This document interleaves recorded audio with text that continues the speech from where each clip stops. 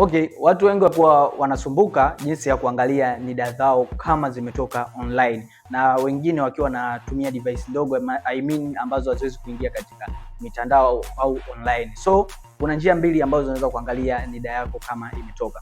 Kuna njia ambayo unaweza kutumia website yao wenyewe specialized ambayo ni NIDA. Kwa utaingia katika Google au browser unaotumia yoyote ile, labda Chrome, then utaenda kusearch NIDA online. Baada ya kusearch NIDA online utapata jihudumie NIDA, fahamu namba yako ya NIDA. Utaingia hapo.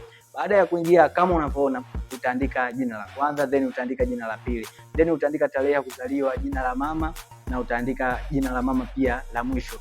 Kwa hiyo kama ikitokea ulijaza kwa jina la baba, hakikisha unaandika majina sahihi na unaandika tarehe sahihi ili kupata namba yako ya NIDA. Na kama unatumia device ndogo, kuna namba ambazo ziko in progress ambazo zinafuatiliwa kwa sasa hivi, ambao NIDA wamezizindua wenyewe binafsi. Kwa hiyo tutaziweka hapo, zitakuwepo active, watu wote watajibiwa, na pia unaweza kufahamu hapo kupata kitambulisho chako cha NIDA kipo sehemu gani. Kwa mfano uliapply NIDA, umepata NIDA, lakini unataka kujua kitambulisho chako cha NIDA kama kimetoka na kipo sehemu gani. So utaratibu wote wataposti wenyewe katika page zao. Msisahau kufollow, kulike na comment.